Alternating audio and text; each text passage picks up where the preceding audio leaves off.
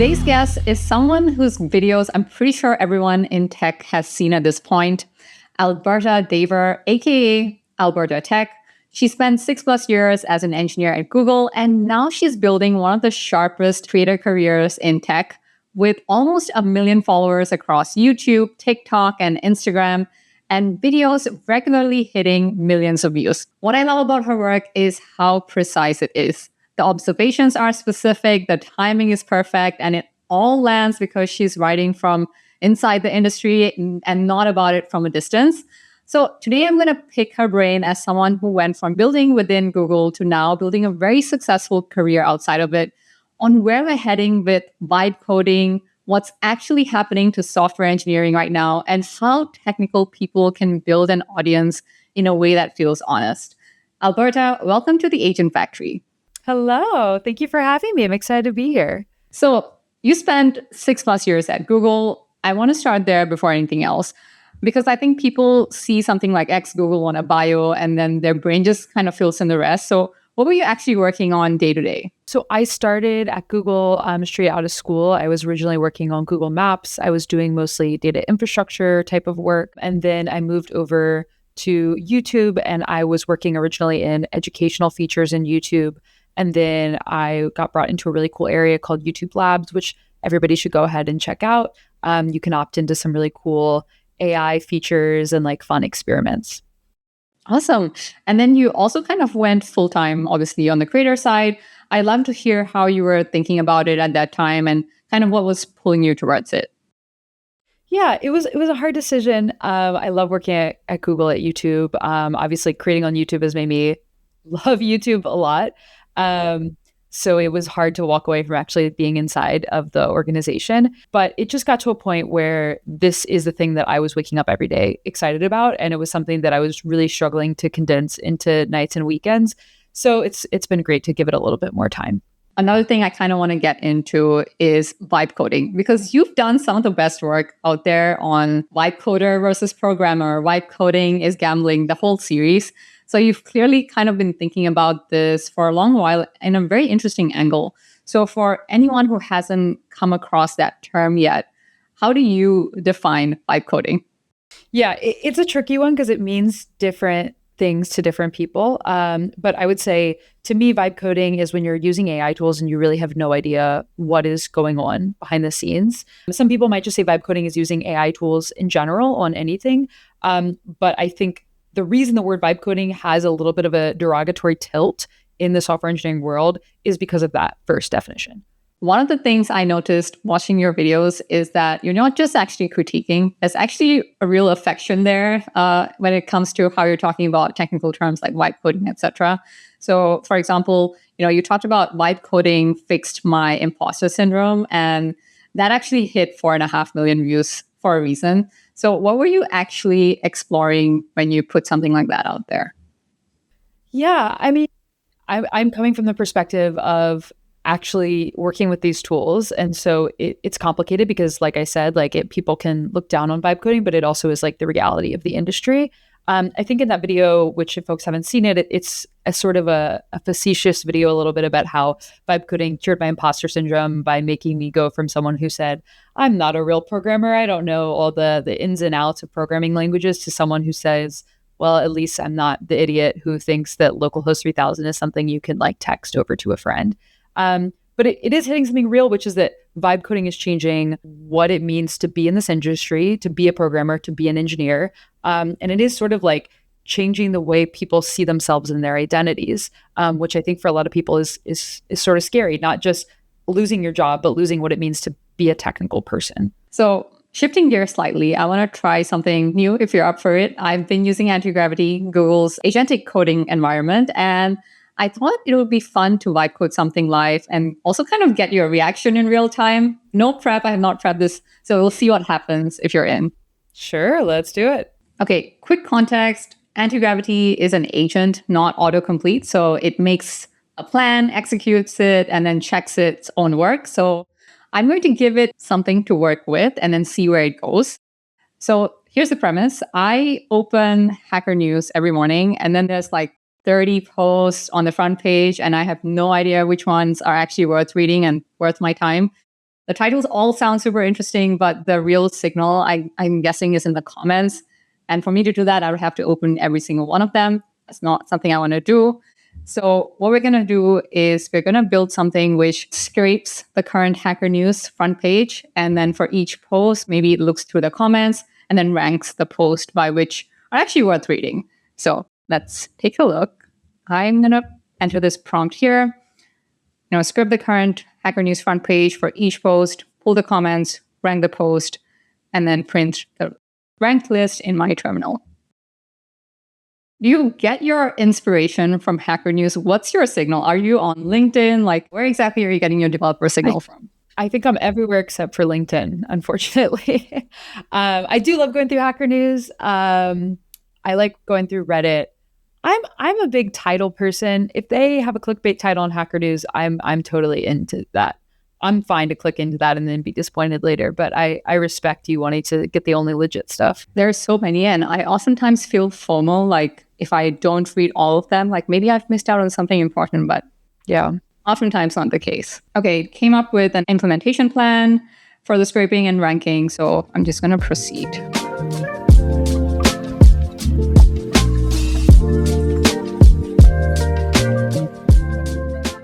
How often do you vibe code an actual application, or is that something maybe that you just prototype and then, build something later in production?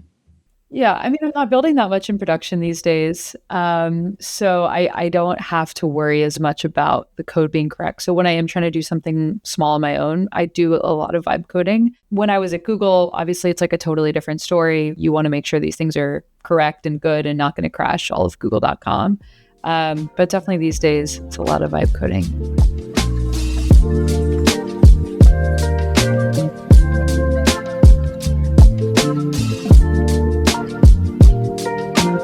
We've gotten some results. The script was executed, and then it outputted kind of like the following top stories from the HackerNews front page based on, is it worth reading? So this is what I have. I want to go a step further and optimize this by making the ranking smarter. So we're going to do a worth reading score from 1 to 10 instead of whatever it came up with. Maybe also like a one-line summary on what the comments are actually discussing, and then a flag if it's more of like a dumpster fire and we don't want to actually get into that, and then also sort the output by score. Cool. Were any of those stories interesting to you? I think this one. Yeah. Thinking to AI. Yeah. And then also your app could be a web page. So I fixed it for you. That is very true. I feel like every app could be a web page. I feel like there's not a single app on my phone that I need.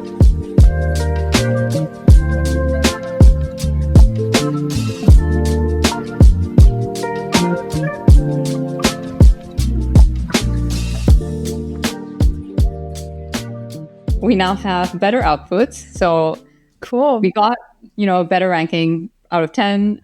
It also gives us a summary. And I think it also changed the things it was recommending to me, and also interestingly enough, like the ranking. So if you remember before, the Australian energy retailers news piece was at the very top, and it, funnily enough, put the one that I was most interested in at the very top now.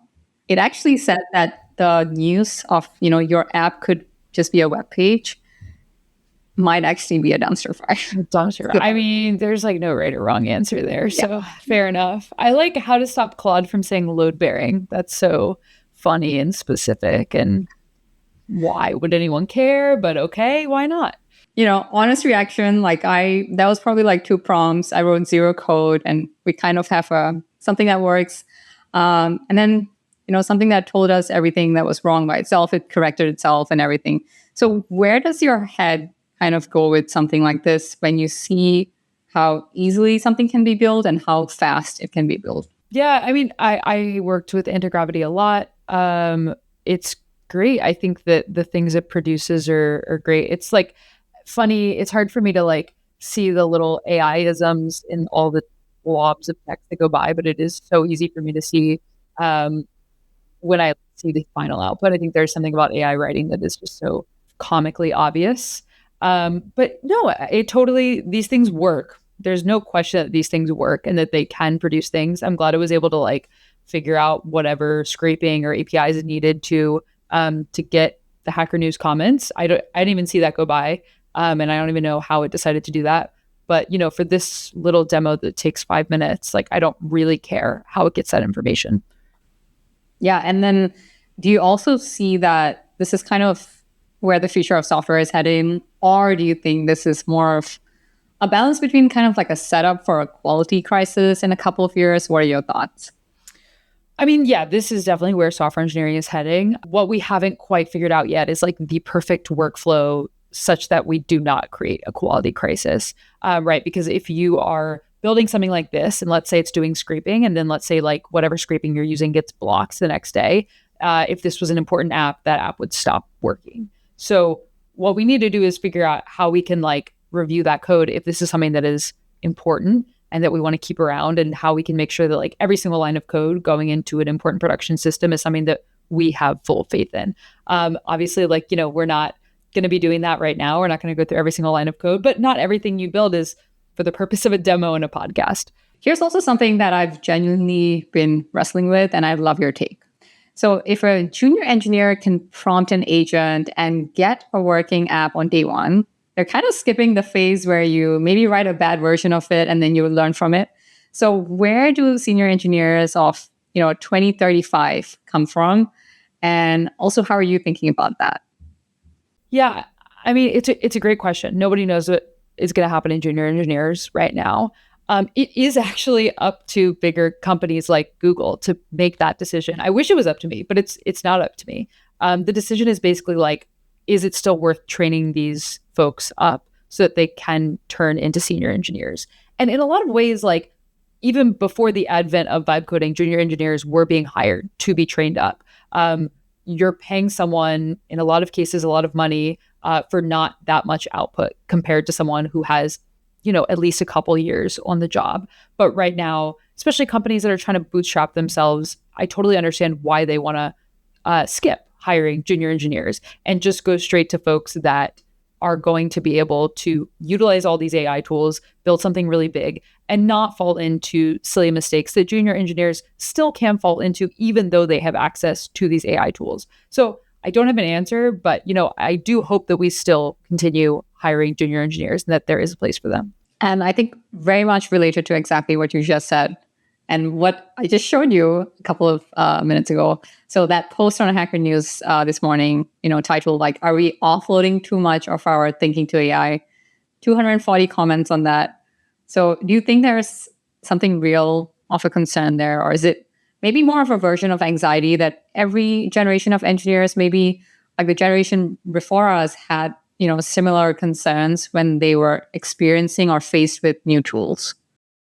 Yeah, I do. I sometimes do feel like I'm forgetting how to code because it's just not something that I need to be doing in the same way in terms of like looking at the coding syntax every single day, or at least not writing that out myself without a reference. I think a lot of engineers right now are doing a lot of code reviews, but it's not quite the same thing as sort of having like a constant test, so to speak, of like, do you still know all of these specific pieces of JavaScript, let's say? And so we are totally forgetting certain things about programming. Not all of us and not all at once, but I think collectively that knowledge is going down a bit. Now, does that have some parallels with like historical advances in programming? Like as we had like lower to higher level languages, are we forgetting certain things about memory? I think that's also true, but it is a bit scary to think that we are losing a bit of that collective knowledge today still. If you were to look maybe like two years out, and then someone actually asks you what a software engineer actually does in that year, what do you think your kind of answer would be? Is it writing code, reviewing code, orchestrating agents, something completely different? And I know we're kind of spitballing for what the future looks like. Yeah. I still think it's going to be a lot more reviewing code, which is what I think it already has transitioned to today. Certainly orchestrating agents. I mean, depending on your definition of the word agents, that's already what is happening. And I think as AI adoption continues to increase, companies become increasingly, supportive of it, I'm sure that will continue happening. Maybe what we'll call it in a couple of years will be different. Maybe there'll be some kind of meta on top of agents, but I certainly think using those AI tools is the reality of it is that is going to become central to what it means to be a software engineer or whatever technical role that might replace it. A huge part of your audience are actually developers, software engineers, etc. And you probably do interact with them in the comment section. What's kind of their sentiment here? Do you feel like it's more of like AI is replacing engineers? Is that the tangent that people are leaning on? Or do you think people believe that, AI actually is making engineers more productive? Yeah, I think it's not a question that AI is making engineers more productive, but there is still a really strong holdout group of people that are very, for lack of a better word, anti-AI because they feel like AI is going to take their job and because they think it's de-skilling their job. And it's hard to argue with those arguments, right? Because companies constantly are putting out things that say that AI is taking people's job, that they're saying we have to do layoffs because AI can do everything that these people can do.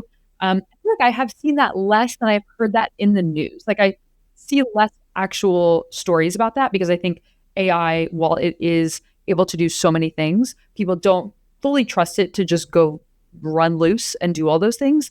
But certainly like that is a narrative that is constantly in the news cycle. So for that reason, it is very contentious. The comment section of videos that I post that I sometimes think are quite benign can get really confrontational because people have very differing opinions on this topic. And on that note, if a 20-year-old messaged you tomorrow and asked you whether it's still worth learning to code, what would you tell them?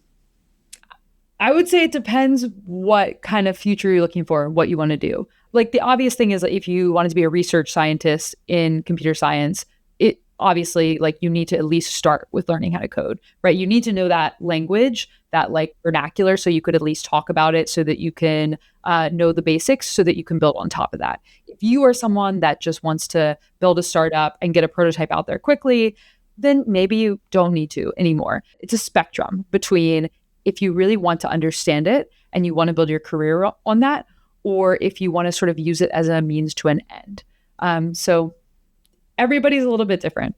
Okay, thank you so much, Alberta. I think that answers a lot of questions that people who are watching have, especially if they're trying to learn how to code or even just trying to get into the AI/ML space. Now I kind of want to shift gears because a lot of people watching are also technical founders and folks who are, trying to grow an audience within tech, who are sitting on really great products, maybe with like no audience. So you've actually built something really rare on the distribution side. So I'd love to pick your brain on it. What do you think engineers tend to miss when they start trying to build an audience? Yeah, I mean, it's hard because technical topics are hard to get people to care about. It's really easy to have like a TikTok go viral where you're talking about like a controversial opinion, or you're talking about something that's exciting to a large group of people. But programming languages don't tend to get millions of views unless you make them very interesting or very accessible. I try to do both, and I think the accessible thing is the thing that a lot of people miss because a lot of people assume like, oh, well, I'm an engineer and I know X and Y and Z framework, so everybody's going to know that. That's like not how it works at all. So you sort of need to up-level the thing you want to discuss a lot, or you need to be totally fine with your audience just being the 50 people that use this specific library in this specific framework in this specific language. Interesting. So when you talk about up-level, do you mean kind of making things really easy to understand? Like, what do you mean by that? Yeah, making things easy to understand. I mean, like an obvious one that I always do is like, I'm a software engineer. I've always referred to that job as a software engineer, but online I will try to say a programmer or a developer because there are people that have very similar jobs, but they don't refer to it that way because they're in different industry. Like they're writing code, but not in the tech industry for like a random health insurance company in Missouri. And so that is what the job is listed as. And this is something that is sort of more universally accessible. So like take that little microcosm and you need to do that for every single thing that you're talking about. For someone like me who, my title at Google is Senior Developer Relations Engineer. It's super niche. No one outside of tech even knows what that is. How can I rebrand myself? Maybe technical communicator. I think it would probably just take like some advice that I have given people in the past is like, think about what your day actually entails, like what software you even have open on your computer, and just like use that. Like if you're somebody in finance who does a lot of spreadsheets, say you do spreadsheets. And obviously, you can expand on that, like depending on what conversation you're having. But I think just making it like so concrete is something that has really helped me talk about like more technical topics, job roles, that kind of thing. Another thing I want to talk about is a lot of founders I talk to are worried about coming across as cringy or salesy the moment that they actually start posting. So for someone whose whole identity, you are online, you post obviously regularly, and you've built such a large audience, what have you seen actually work? For some people that might never go away, I still have those fears of being cringy or salesy. I do have the benefit of like, in most of my content, I'm not actually selling something. And so I don't need to worry about that as much as a founder that is posting specifically to sell their product. I will say that like when that does happen, often the issue is that every single piece of content is them trying to sell whatever it is they're building. And I think the audience can pick up on that pretty quickly, that it's disingenuous. They're not trying to actually find a community or get the word out. They're trying to sell their product specifically. All right, rapid fire round. I'll give you a statement and you can give me agree, disagree, or it's complicated. And then if you say it's complicated, you can say one sentence as to why. Okay. So we'll start. Vibe coding is a legitimate engineering discipline. Disagree. The CS degree is officially cooked. Disagree. In 5 years, most engineers won't be able to write code without AI. I hope that's not the case, but I probably agree, unfortunately. Standups will be replaced by an AI summary within 2 years. Disagree. I think that could have already been the case for a long time, but we still have stand-up. You should name your AI assistant. Disagree. If something about that feels very weird to me, I can't do it. Okay. Being funny on the internet is a better career move than being good at LeetCode. For most people, I probably disagree. Only for me do I agree. One final question, and it's kind of the one that I ask everyone. So what's one tool, framework, or piece of technology that you couldn't give up? I do use Claude Code a lot to build really quick prototypes, not necessarily to prove anything out because I'm not like a startup founder, but more to just do things for me really quickly. So like one of them recently is I get like a lot of emails with places I need to be and things I need to do. And so I will copy paste that into Claude Code and it will like create a calendar event for me, which has been pretty useful. Alberta, this was so much fun. Thank you for humoring my vibe coding and also for all the work that you're doing. A lot of people in this industry feel really seen because of your videos. And that's actually not a small thing at all. Before we wrap up, the floor is yours. Where should people find you? What are you working on? And also, if someone is new to your stuff, what should they watch first? Yeah, find me as Alberta Tech. I'm pretty much everywhere on the internet. If you are new to my stuff and you're interested in laughing along, check out my shorts. If you're interested in more of my explainer, video essay, hot take content, I have some great longer form videos on YouTube. And yeah, thank you so much for having me. This is super fun. You're welcome. Thank you for watching. You can subscribe to Alberta Tech on YouTube and also follow her on TikTok or Instagram. All of the links will be in the description box below. If you work in tech and you're not watching her stuff, you're missing out on some of the best coverage of the internet out there. If this episode made you laugh or made you think, hit subscribe for more Google Cloud Tech content and let us know in the comments section below what you thought about this episode and click right here to catch the next episode of The Asian Factory.